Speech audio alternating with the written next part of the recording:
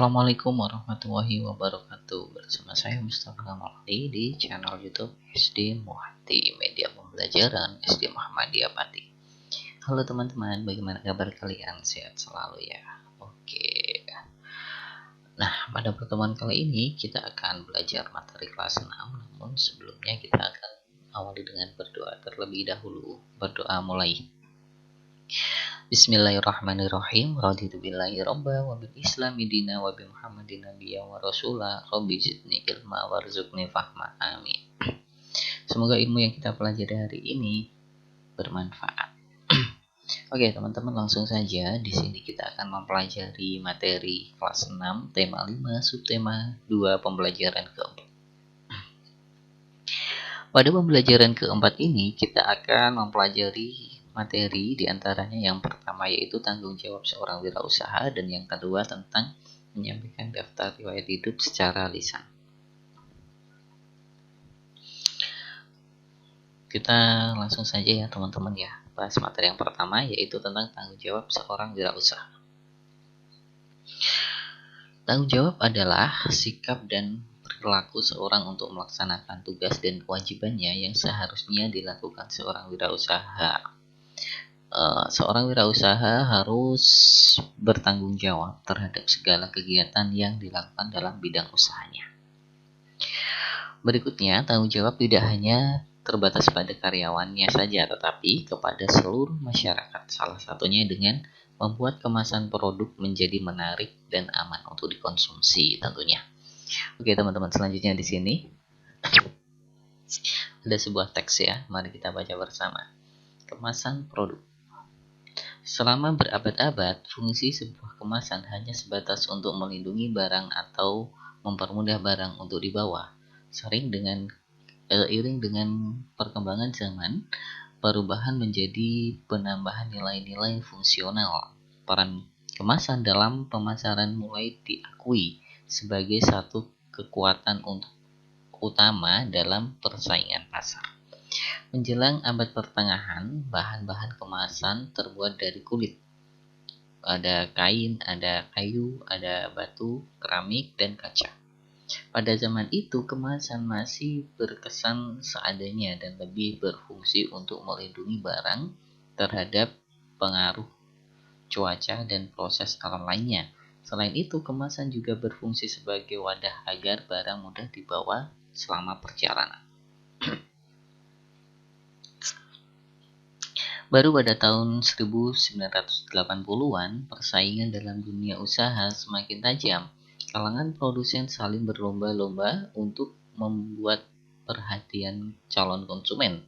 Bentuk dan model kemasan dirasakan dengan penting peranannya dalam strategi pemasaran. Di sini, kemasan harus mampu menarik perhatian, menggambarkan keistimewaan produk dan membujuk konsumen. Pada saat inilah kemasan mengambil alih tugas penjualan. Nah, di sini ada beberapa fungsi kemasan. Yang secara umum fungsi kemasan yang pertama melindungi dan mengawetkan produk. Contohnya melindungi dari sinar ultraviolet, panas, kelembapan udara, oksigen, benturan serta kontaminasi dari kotoran atau mikroba yang dapat merusak dan menurunkan bentuk produk.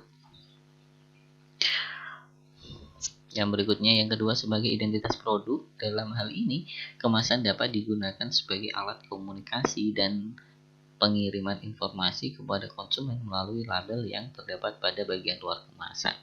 Yang ketiga, meningkatkan efisiensi, antara lain memudahkan penghitungan, kemudahan pengiriman, dan memudahkan penyimpanan.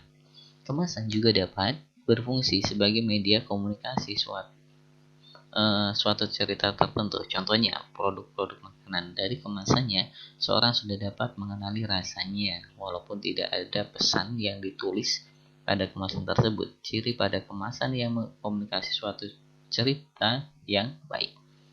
Dalam keberagaman ekonomi yang ada di sekitar kita, membuat kemasan yang menarik dan aman dan untuk konsumen merupakan tanggung jawab dari suatu wirausaha. Nah, teman-teman, itu sebuah teks berkaitan dengan kemasan. Oke, selanjutnya Kita mempelajari materi menyampaikan daftar riwayat hidup secara lisan. Perhatikan kembali riwayat hidup yang sudah teman-teman buat. Ternyata informasi di dalam riwayat hidup itu berbeda-beda. Hal ini tergantung pada tujuan dan kebutuhan riwayat hidup. Riwayat hidup dibuat berdasarkan kenyataan yang telah dilalui oleh pembuatnya. Selain dengan formulir, riwayat hidup juga dapat disampaikan secara lisan. Sebelum menyampaikan secara lisan, kamu dapat menuliskan riwayat hidup secara sederhana. Hal ini bertujuan untuk mempermudah dalam menyampaikan, untuk memperjelas guna bahasa yang jelas dan singkat agar mudah dipahami. Nah, daftar riwayat hidup. Ini ada sebuah contoh ya teman-teman ya. Saya Nuri Maulida. Nama panggilan saya Nuri. Saya lahir di Bandung 13 Oktober 2007. Saya sekarang berumur 13 tahun. Saya sekarang tinggal di Jalan Pandawa nomor 13 Bandung. Pada tahun 2013 saya bersekolah di TK Pertiwi Sahabat. Saat ini saya bersekolah di SD Sahabat 1. Oke teman-teman, saya tugas yaitu tuliskan riwayat hidup kalian dalam bentuk paragraf. Oke, sampai di sini perjumpaan kita teman-teman. Sampai jumpa di video-video selanjutnya. Terima kasih, tetap semangat belajar. Assalamualaikum warahmatullahi wabarakatuh.